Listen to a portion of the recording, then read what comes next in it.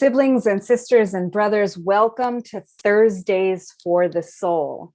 This is a webinar series to care for the whole of the church, and our topics are wide-ranging and focused on the spirituality and care of people.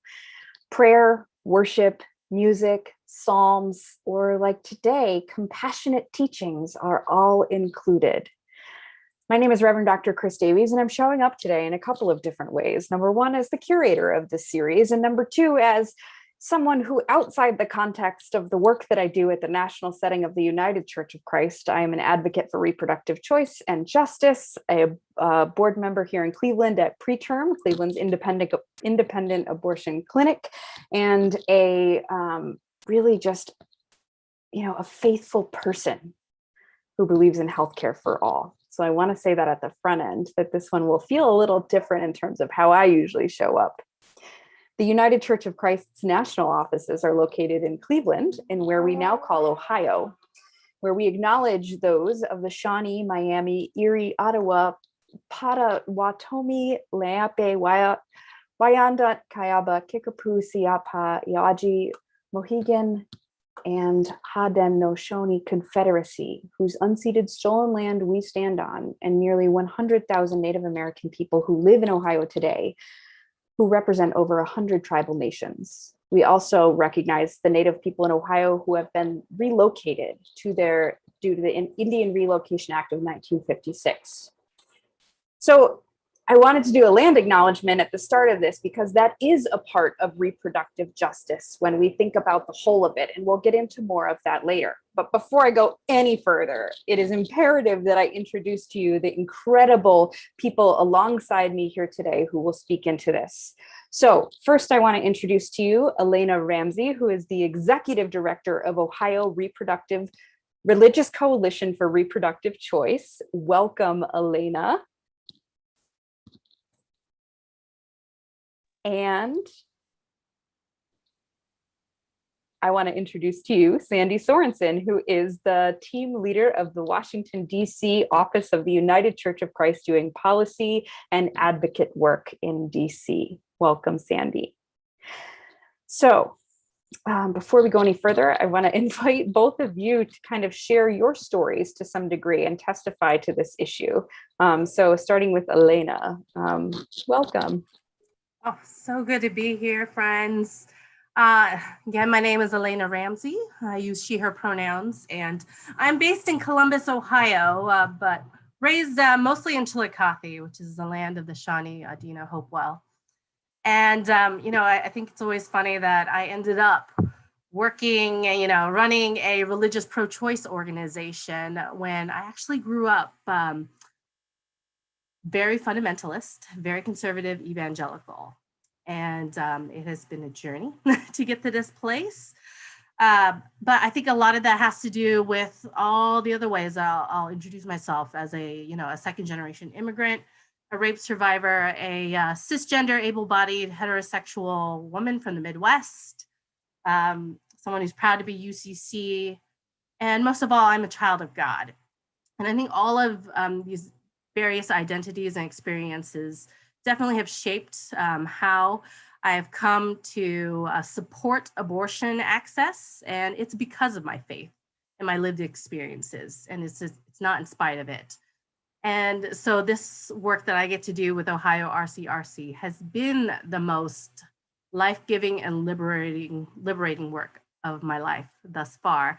And it's also because I get to work with incredible partners like the UCC. And so, yeah, it's a little bit about me, and more of that to come as we dig into this, but super proud to be representing Ohio RCRC, where we strive to reclaim and reassert the moral authority of people of faith in Ohio to advocate for reproductive freedom, because we know that we are people of God who are rooted in our agency and our bodily autonomy, and we want to offer that to others. So it's great to be in this space with you all, and I'll turn it to Sandy. Thank you, Elaina. I'm Sandy Sorenson. I use she, her pronouns, and as Chris said, I'm the director of our United Church of Christ, Washington, D.C. Public Policy and Advocacy Office.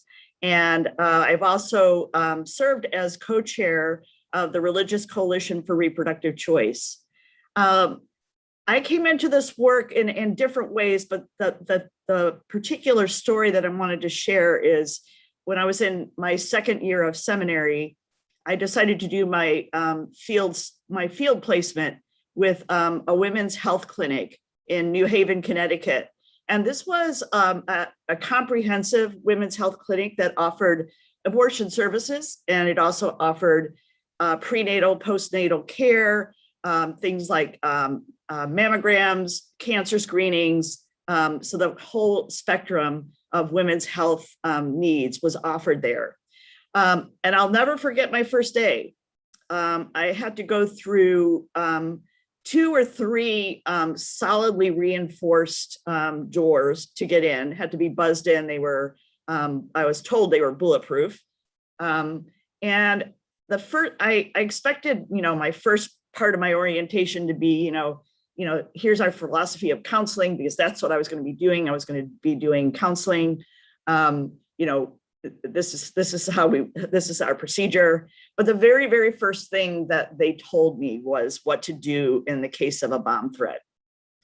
And it was really cemented in me more than ever, the tragedy of women's health and empowerment and women's bodies, how that is seen as dangerous and needs to be contained.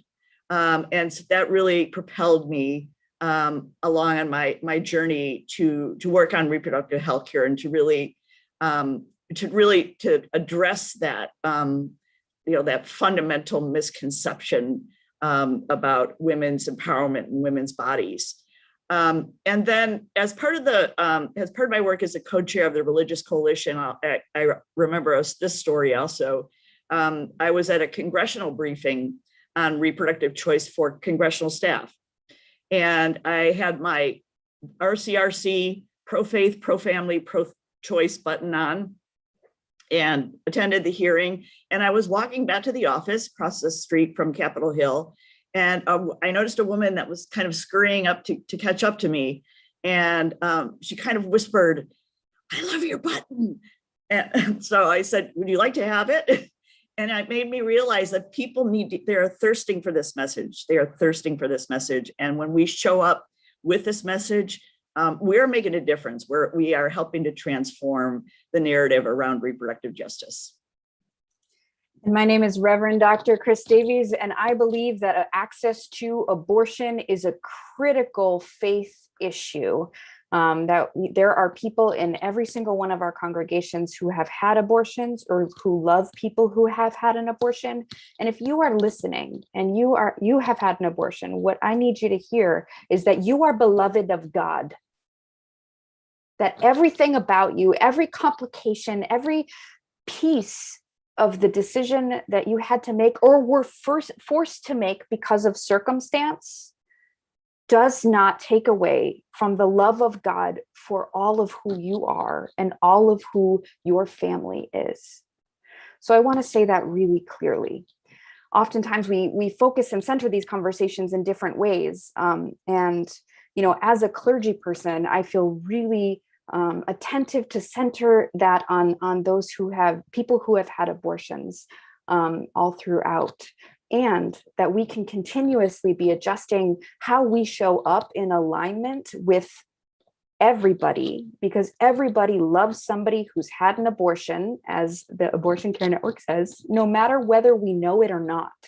How we speak about these things tells people how they are able to be fully themselves with us or not. Whew. So I want to speak a little bit about I want to invite Sandy to speak a little bit about the United Church of Christ and how we have been in this conversation of reproductive choice for so very long, even before Roe v. Wade was a thing. So I'm going to pass it to Sandy for a little bit, and then we're going to go into more of a panel conversation about a couple of issues, both what we hope you can know about what's going on in the United States now, and also some some key things that you can do in your local communities to be attentive, to be aware, to be supportive. So to Sandy first. Thank you, Chris. So there is a false narrative, I think, that people of faith are there's a dichotomy between faith and reproductive choice, and people who believe in reproductive choice and reproductive freedom, and that it's all people of faith don't believe it, and people of faith, believe that it's wrong. And that narrative is false. We all know it's false. There are so many stories of so many women who tell us that simply is a false story. And so it's important to say right from the beginning, and Elaina and Chris both referenced this, that people of faith do believe in a woman's right to choose and her faithful right to choose. And that we are born, our Creator created us with the capacity to be moral agents and to make ethical, faithful decisions about our own lives and our own bodies and the health of our families. That is how we were created. And that's part of the message of the Religious Coalition for Reproductive Choice, is that belief is grounded in our faith tradition, not in spite of it, but grounded in it. We know that when women are empowered to have agency over their own bodies and to have education and access to the full range of reproductive health care, not only are women, and not only do women thrive, but families and communities thrive. So this goes beyond even individual stories to talk about families and communities. And I think that's so important to share. So as Chris mentioned, the UCC has been in this work for quite a while. And I would just kind of go back to the late 1960s, when a lot of the work around, a lot of the faith-based work around reproductive justice was accelerating through something called the Clergy Consultation Service. And this was a group of clergy in the late 1960s, many clergy from different denominations and traditions who were aware of the fact that there were women who were dying because they could not get adequate health care, adequate reproductive health care across the spectrum of reproductive health care, and that includes abortion. They simply didn't have access to safe, accessible, affordable reproductive health care services, including abortion. And they these clergy folks made themselves available to women who are wrestling with these choices and their families, and accompanied them and empowered them. And what they realized is that there needed to be safe, healthy, affordable, accessible healthcare space for women to receive abortion services. And so they actually started their own state-of-the-art abortion clinic. And the Clergy Consultation Network kind of morphed into the Religious Coalition for Reproductive Choice, of which we're a part. And the United Church of Christ has been part of that coalition since, as Chris said, in the 1970s. The UCC has passed at least 7 resolutions predating Roe, at least one of them predating Roe, on reproductive choice and abortion access. And we now find ourselves and have participated along with the Religious Coalition over the years in many forms of advocacy. We have been a presence at Republican and national conventions. We've been a voice on mandatory parental consent and notification laws. We have been active in many of the state battles around reproductive health care. And now we find ourselves here in 2021 with a new administration, a new Supreme Court. And so what does that mean?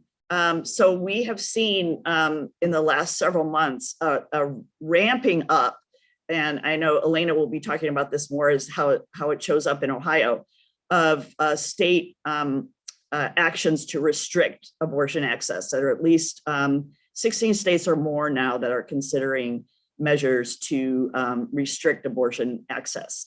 And there are some policy experts who believe that this is kind of a positioning around a challenge to Roe, that they want to be the case that can be used to bring to the Supreme Court to challenge Roe.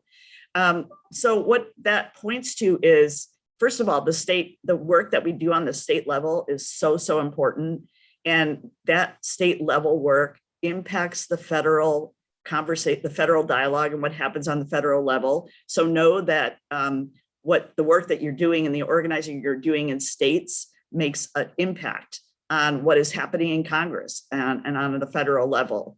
And we also know that there are pieces of legislation like the Women's Health Protection Act and the EACH Act that could help to ensure national comprehensive legislative protection for women's health care. And so this is something that's also really, really important to work on, even in the midst of, we don't know when or if a case will come to the Supreme Court, but we still need to do our work on the state level, and we still need to do our work on the federal level around legislation that will protect women's access to the full range of healthcare.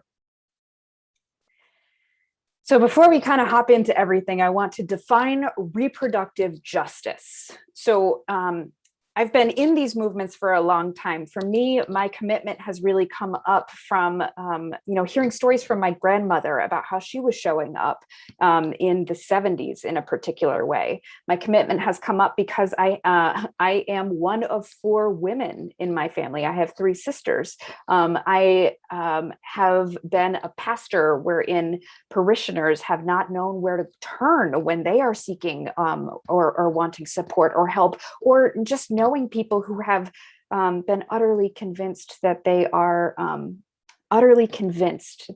less than as a result of the decisions they had been forced into making. And that kind of, it breaks my heart to continuously see that in action. As I said before, I fully believe that Jesus, who is for something like universal healthcare, would be in support of something which is access to critical healthcare like abortion. So I want to say that clearly. Having said that, the movement of reproductive choice has evolved in particular ways. When we talk about it now in 2021, folks who are doing the work in the movement point towards reproductive justice as the tenets of our collective work together.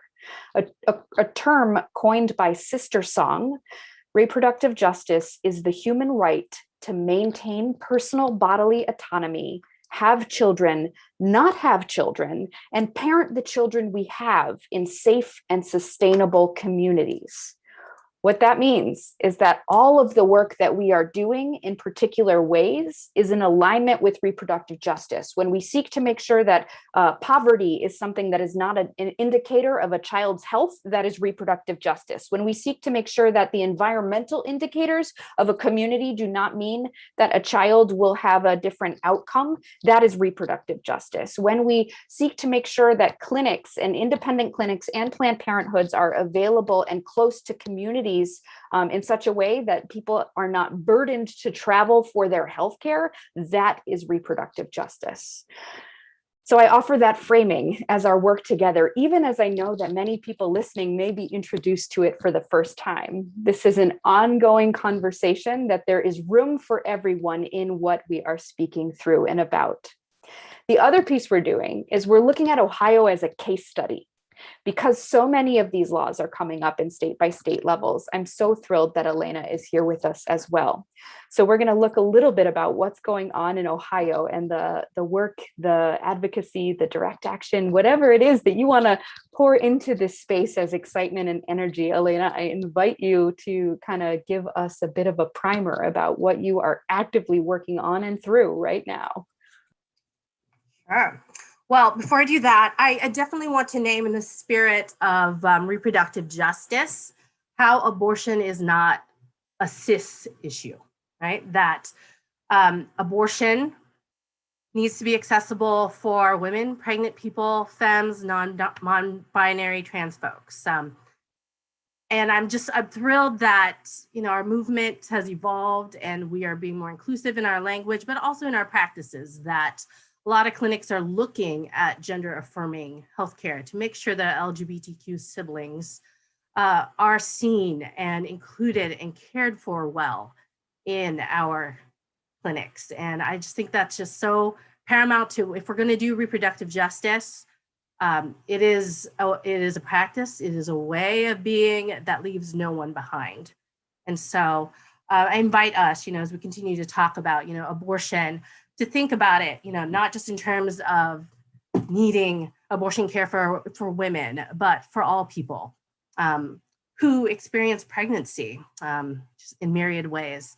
And so that's kind of some of the values that we bring into our work in Ohio, knowing that, y'all, Ohio.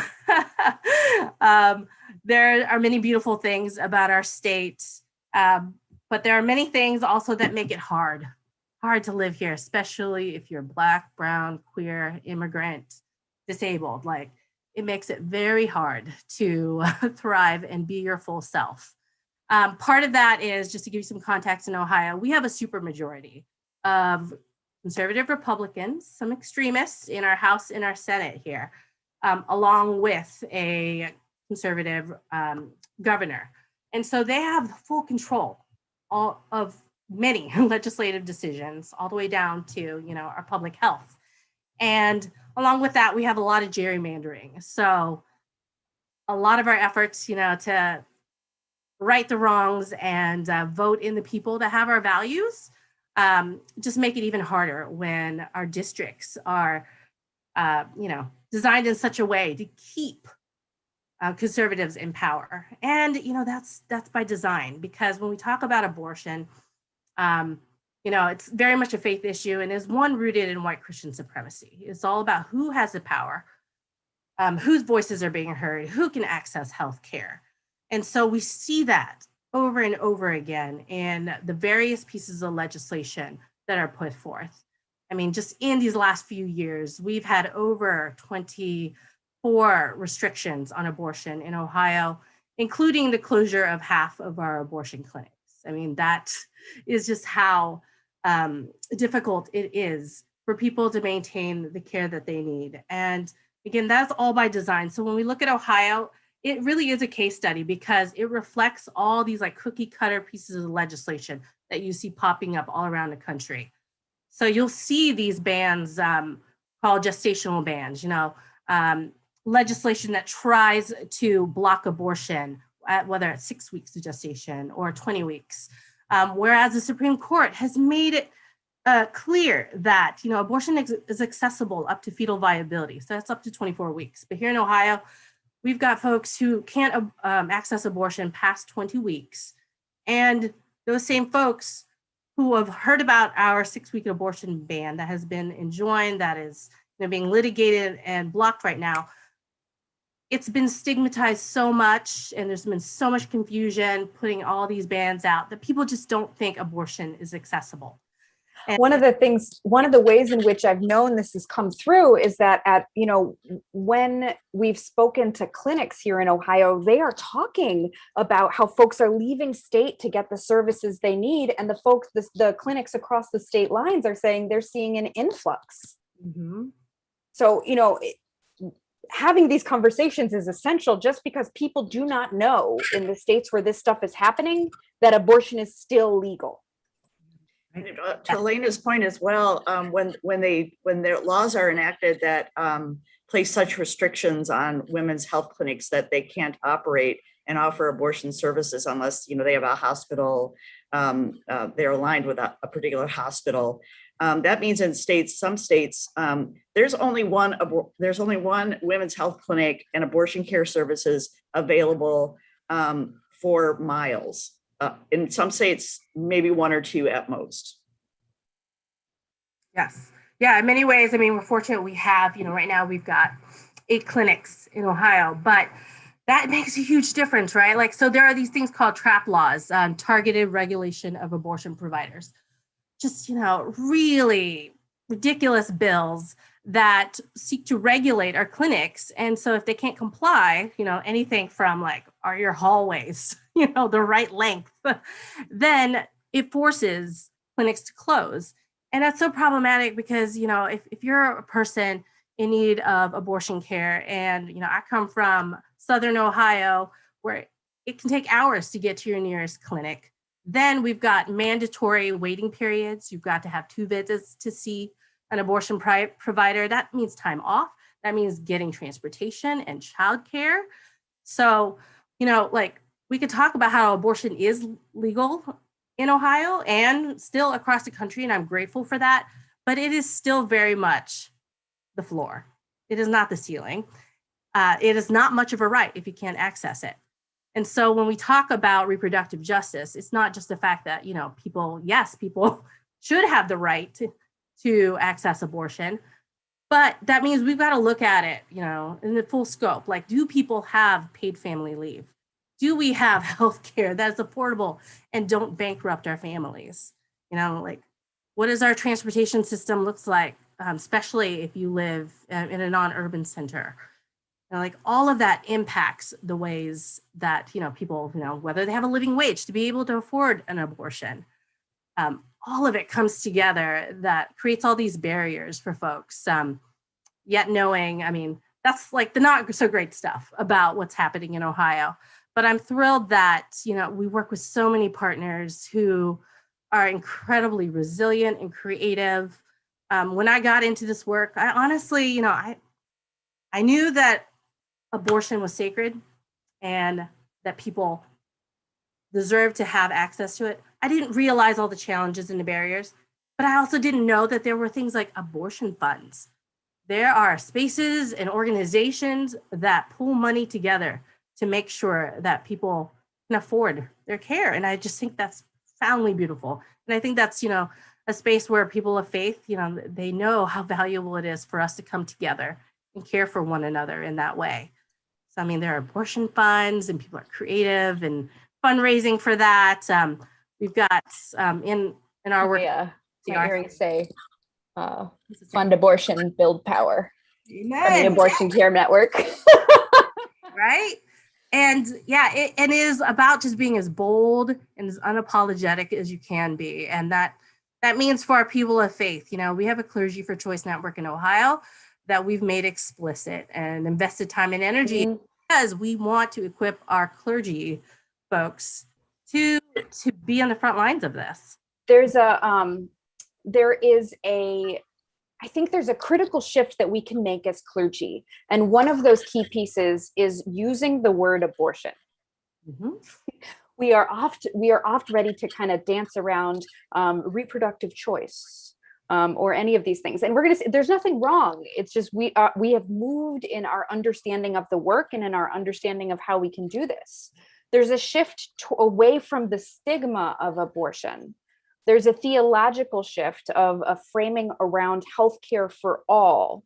There's a theological shift around the, I think it's worth going into some of these Bible places, Elaina. I know that we talked about some of this beforehand, but I'm thinking about how, in particular, as these bills are coming up that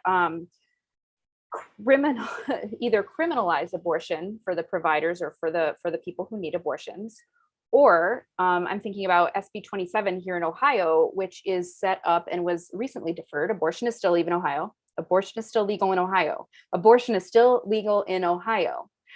That essentially say and state mandate ritual by clinics so that a funeral or a cremation must be offered for the byproducts of abortion.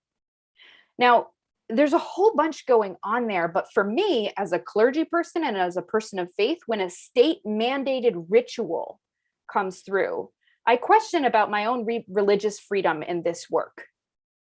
Rituals are not for the state to define for me as a Christian, but for mine to do as for mine and for anyone who's experienced this has done all sorts of creative things about how to be attentive in ways that they want to be or not moving forward. So I want to make sure I make that point too. Go ahead, Sandy.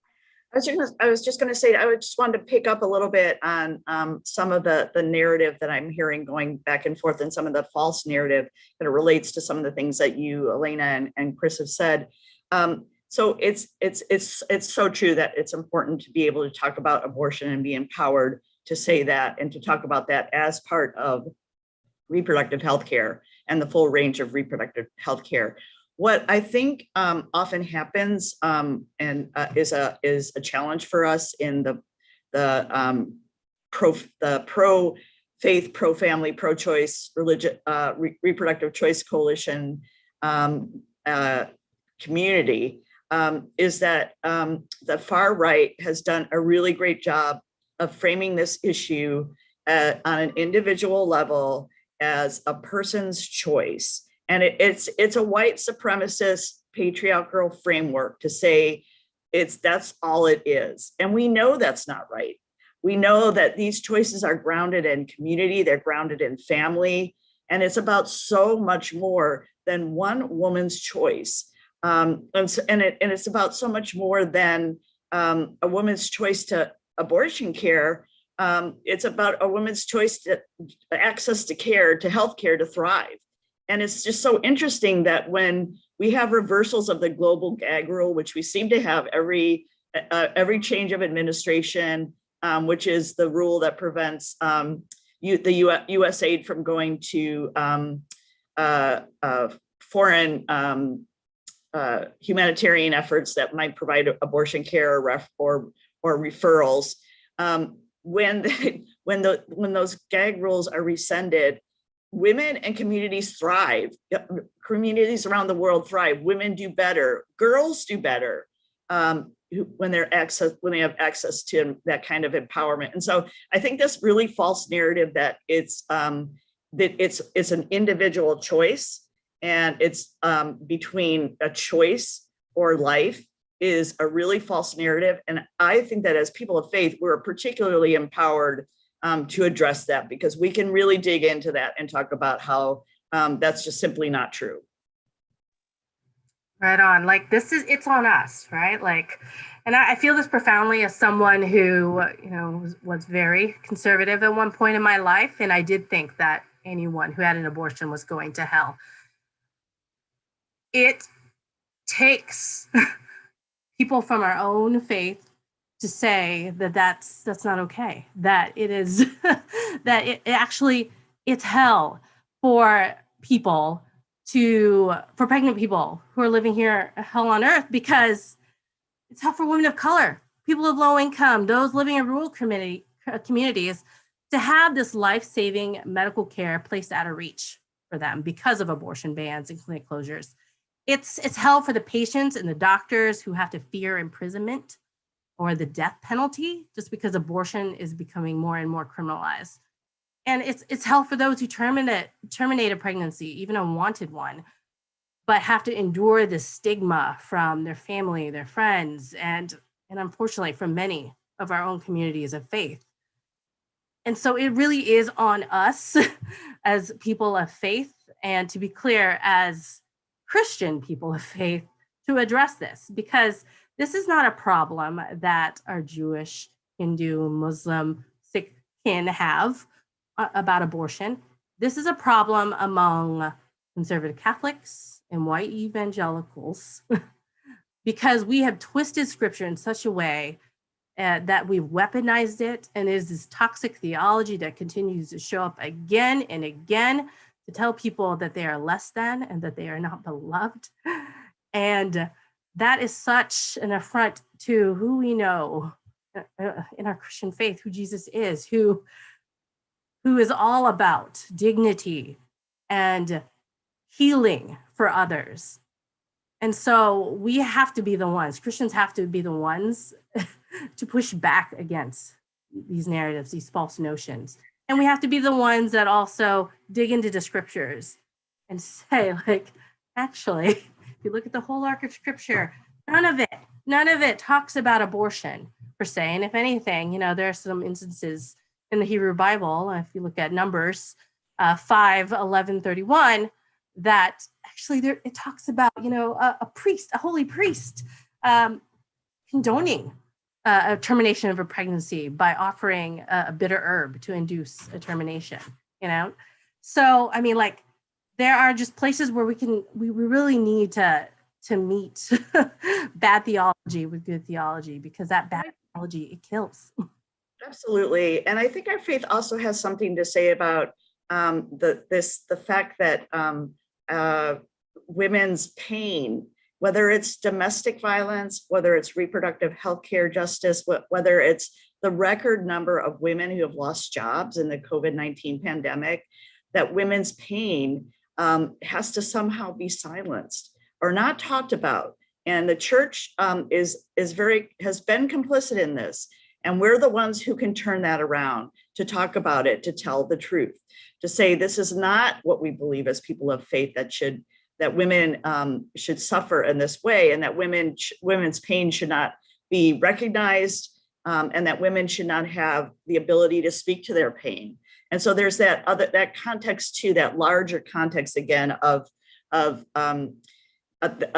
this. Our faith tells us that women's bodies are not dangerous. Women's bodies are to be empowered, and women are created with moral agency. And we have a lot of work to do, unfortunately, to fight against the false theological narratives that women's bodies need to be controlled. But we know that's not true. And so we have a lot of work to do to fight against that narrative. And part of that narrative is creating the space, freeing up the space for women to name their pain, and to speak it, and to be accompanied by their communities of faith. Oh, for women and all people who need abortions, it is clear that the access to abortion, we continuously need to be attentive to this, especially as things are also coming up with like the trigger ban stuff. What I mean by that is, have we spoken about this already? I'm getting so excited. So a lot of these state laws are coming up with in such a way that the state's preparing to be able to cancel everything in the event that something happens at the federal level. So our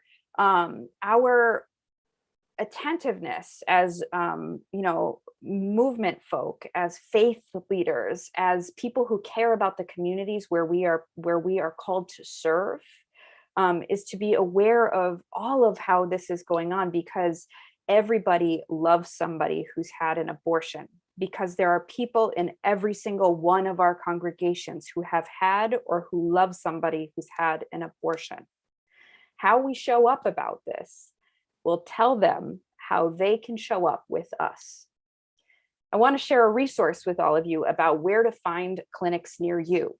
So the Abortion Care Network is a network of independent abortion clinics across the country. And they've set up a text line to find where the nearest abortion clinic near you. So you can text 212-883-4620 to find the nearest operating clinic near you. Now, clergy, why do you need this? Faith leaders, why do you need this? Because you don't know who in your congregation will need this information, and you need to know how to find it in the event that they do. So that will also be going out, as well as all of the resources that we've been mentioned. They will be beneath the YouTube video or in the email that follows if you're watching us live. Ooh, so much good stuff here. I would love to hear more, Chris, about your work as a board member at Preterm, which is an independent abortion clinic. One, can you tell us what that means, independent abortion clinic? And yeah, what it looks like for you as a clergy person to serve in that space, and engage with people's abortion stories. And yeah, thank you. So when we say abortion access, many people have immediately start to think Planned Parenthood, which is great. That's really great marketing. We know where to go. We know where to respond. We know how to do things. And 60% of the abortions that happen in America happen at independent abortion clinics. There are clinics that are not Planned Parenthood that are doing this work, and often doing the work later into pregnancies. and with more access or funds or support in particular ways for the patients and the people who need abortions. They can be more creative about how they show up. And I'm saying that with like a deep awareness of how creative that preterm is being in this time to, show up in legal, effective, and intentional ways for people who need abortions throughout COVID-19. I'm really proud. I'm really proud of the work that they're doing. And not only because I deeply love the people that are doing the work. As we look together about how to do this with intention, how to continue to show up, the barriers that are put on providing care as a result of the litigations, the laws, the unnecessary structures to get from I know that I need this to this has been done, are layers of paperwork, of one-to-one meetings, of days, and of all sorts of various things that are designed in different ways to shame the people who need to make the choice, or the people who are following a particular call to provide choice. So go ahead, Sandy. Chris, I would just add that it's really important that we not forget that these restrictive abortion laws, whether they're on the state level or whether there are attempts on the federal level, there are happening in the midst of the COVID-19 pandemic at a time when record numbers of women are losing their jobs and their health care. And so when you're talking about restricting women's health care even more, the question of what is life and what supports life and what supports sustainable families. And so I think we need, as people of faith, we need to ask those questions. What is justice in this case? What does it mean for women to not be able to access the full range of reproductive health care? And we just need to remember that this is happening in the context of a global health pandemic. When women and children and families are already terribly, terribly vulnerable. And so this is an important piece to remember, that this really is about the lives and health of women and children and families. Yes, and one of the things that we're doing in Ohio to help address that, because among the many other bans that we have, we're also fighting a telemedicine ban, which right now there's a preliminary injunction on it, but it makes it so that people who want medication abortion, which again, this was new to me when I joined this movement. I was like, wait a minute, people can have an abortion up to 12 weeks with abortion pills. Didn't know that. Anyways, for our legislature in Ohio during a pandemic of all times to be taking away telemedicine, people's access to healthcare in a safe way, like it floors me. And so what we're doing, and what I encourage other folks to look into, is to learn about self-managed abortions.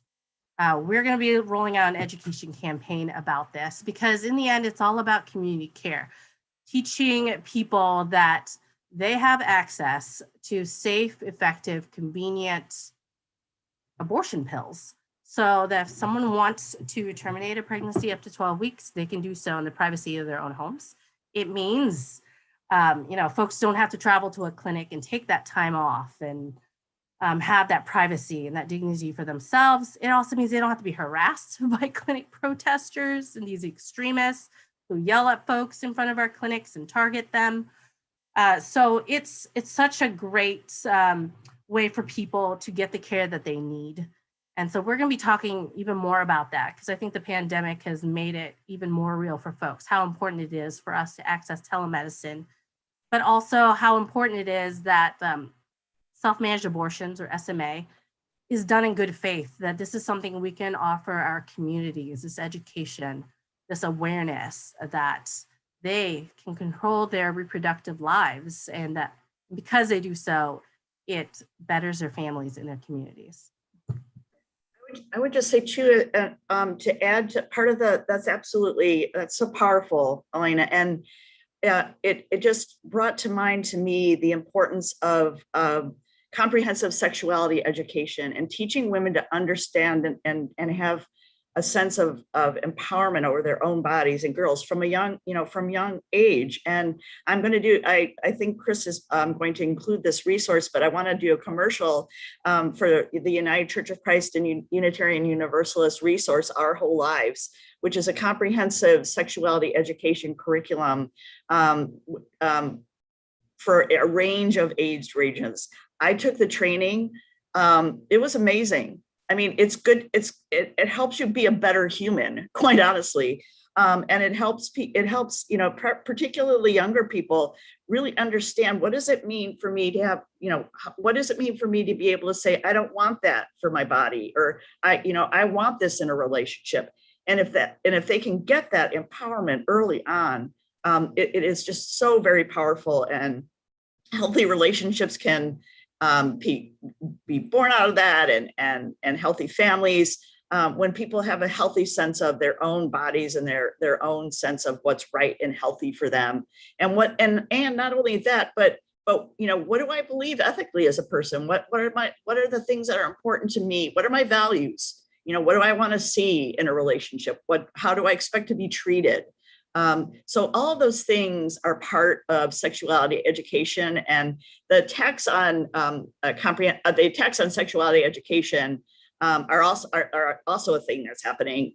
And we're fortunate to have now an administration that we're less in a battle around those things, but still on the state level. But it's important for people to understand that in a larger context of what is sexuality education.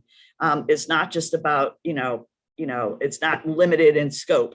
It is about helping young people understand themselves and their values and who they are as a person and who they want to be. And we need to protect that learning as well. So I want to share a final point and then invite each one of you to add in anything you thought you're thinking like, oh, I should have said this at that moment. And what I want to share is that there is a false dichotomy between Christian and a stance on abortion, where we as faith leaders do not take a stand, do not make clear our values, our hopes, our beliefs, because I follow Christ, I believe that access to abortion is a critical issue of faith. Then we allow that narrative to be written for us. So particularly as we move forward, as these state laws continue to come up, as we don't know what will happen, it is up to us to be ready to respond to the wisdom leaders, activist movement leaders in our area, calling us into the conversations. So I want to say that. I also want to give a special encouragement to those of you who are in rural areas, those of you who are feeling like you're a lone voice in the wilderness, those of you who are seeking connections along the way. It is critical work, and context is everything. What you can do, where you do it, is amazing. So don't lose hope. You are not alone. So I'll pass to Sandy to add in anything else first.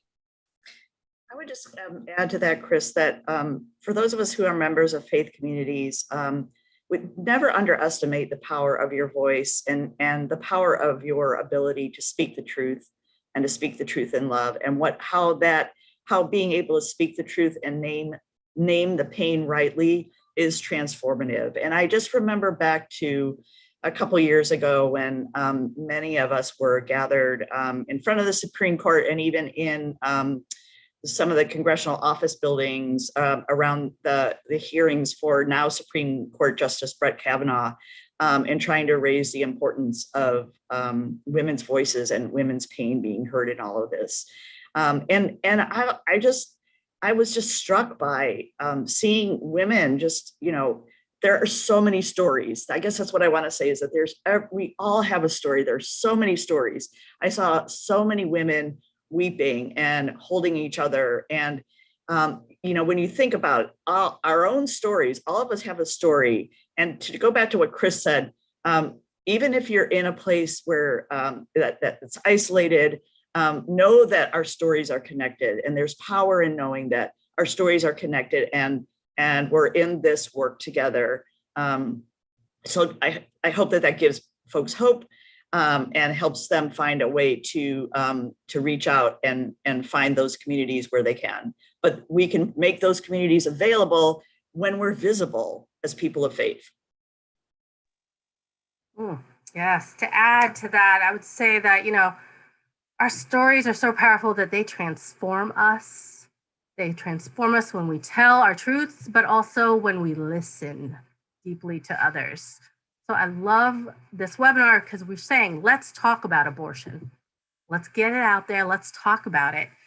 Because the more that I do this work, the more I realize, how deeply personal and complicated and messy life is.